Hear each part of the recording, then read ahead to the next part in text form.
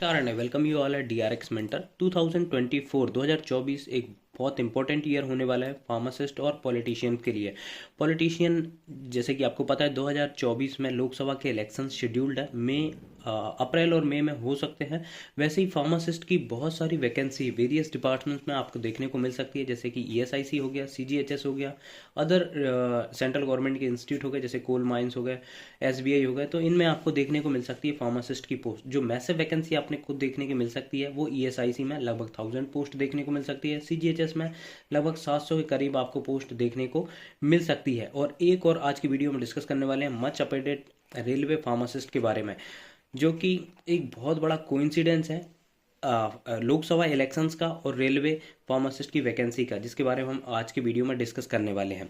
तो इस वीडियो में डिस्कस करेंगे कि कितनी पोस्ट आ सकती हैं, कब आएंगी, और एसेंशियल क्वालिफिकेशन की बात करेंगे कि बी फॉर्म वाले अप्लाई कर सकते हैं कि डी फॉर्म वाले अप्लाई कर सकते हैं, या दोनों ही अप्लाई कर सकते हैं, या फिर डी फॉर्म वाले ही अप्लाई कर सकते हैं, जैसा कि आपने देखा था कि एम्स फार्मासिस्ट के केस में हुआ था, बट बाद में उन्होंने उसको रिवाइज कर दिया। एज क्राइटेरिया के बारे में बात करें, जैसा कि आपको पता है सेंट्रल गवर्नमेंट के जितने भी फार्मासिस्ट के एग्जाम होते हैं उनमें मैक्सिमम एज 25 है। तो क्या यहाँ पर एज लिमिट बढ़ने वाली है?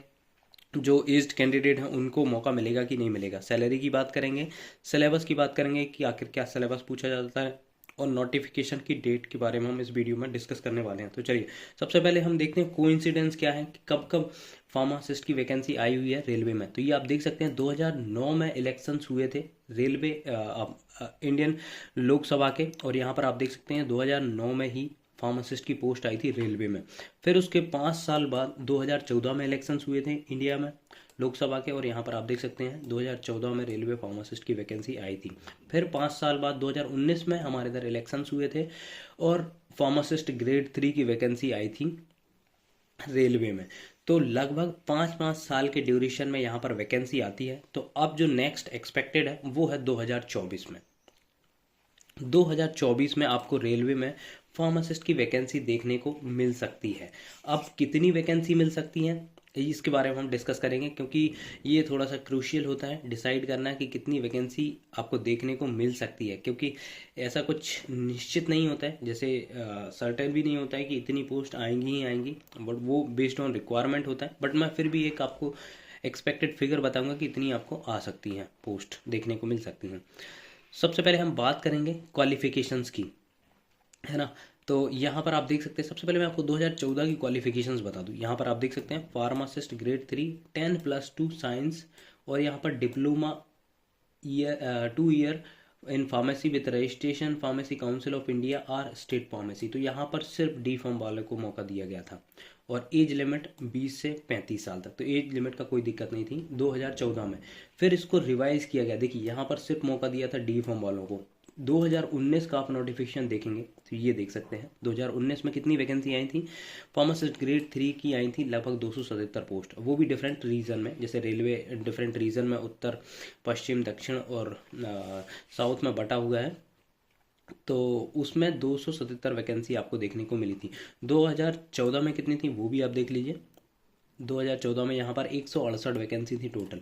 168 के बाद सीधा कितने आपको मिला 277, लगभग 100+ वैकेंसी आपको बढ़ के देखने को मिला, है ना। तो ये आप नोट करिएगा, मैं आपको बताऊंगा अभी।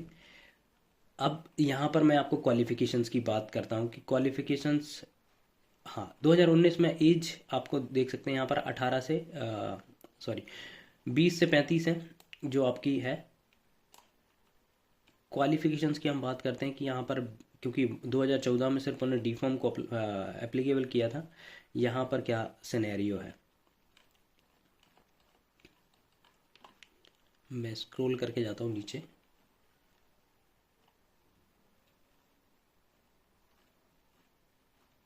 ये आपके जो जैसे जिनका ओबीसी सर्टिफिकेट है उनके लिए है, तो वो आपको देखना पड़ेगा और बनवाना पड़ेगा। इसी फॉर्मेट में बनवाना होता है, क्योंकि जब डॉक्यूमेंट वेरिफिकेशन होता है तब वो इसी फॉर्मेट में एक्सेप्ट करते हैं, अदरवाइज नहीं करते। हाँ ये हम आ गए हैं कॉलम में। यहाँ पर आप देख सकते हैं फार्मासिस्ट ग्रेड 3, ये 2019 की है, लेवल 5 की जॉब है। 29,200 आपको स्टार्टिंग में मिलेगा।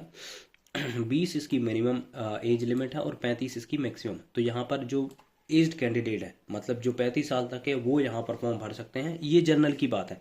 लेकिन इसमें और भी रिजर्वेशन होता है, जैसे SC ST OBC के लिए, जैसे OBC के लिए 3 साल का होता है, SC ST के लिए 5 साल का होता है। तो OBC के कैंडिडेट 38 साल तक और जो SC ST के कैंडिडेट होते हैं वो 40 साल तक भर सकते हैं इसका फॉर्म।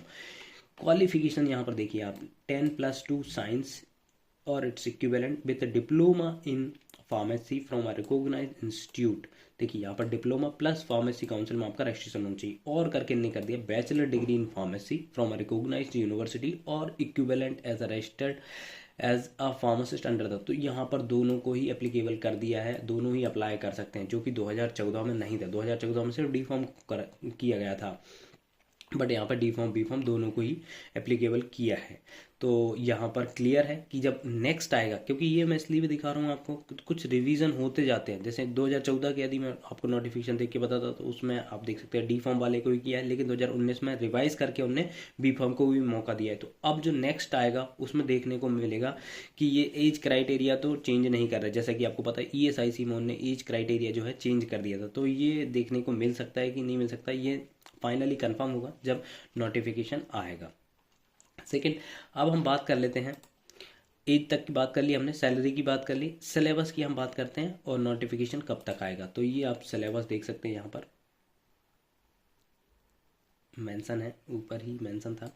इसमें टैग और नॉन टैग दोनों ही आता है। ये आजकल वो कर दिया है कंपलसरी कि आपका नॉन टैग आपको देखने को मिलेगा। देखिए यहाँ पर है आपका जो प्रोफेशनल एबिलिटी 70 क्वेश्चन आएंगे और मार्क्स भी उसके 70 हैं। तो टोटल वैसे आपका होना है 100 नंबर का, और 100 ही क्वेश्चन आएंगे, जिसमें 70 नंबर के आपके आने वाले हैं फार्मेसी से रिलेटेड।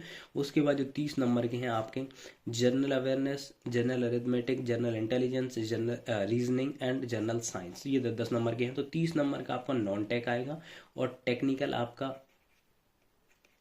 70 नंबर का आएगा। ये लेकिन 2019 में था, अब लेकिन देखते हैं क्या रिवीजन आता है, बट आई थिंक इतना ही सेम ही रहेगा, क्योंकि नॉन टेक सब में ही पूछा जा रहा है। जैसे कि आपको पता है ESIC में भी पूछा गया है, SGPGI में भी पूछा गया है, और यहाँ पर आपके एम्स में भी पूछे जाने वाला है।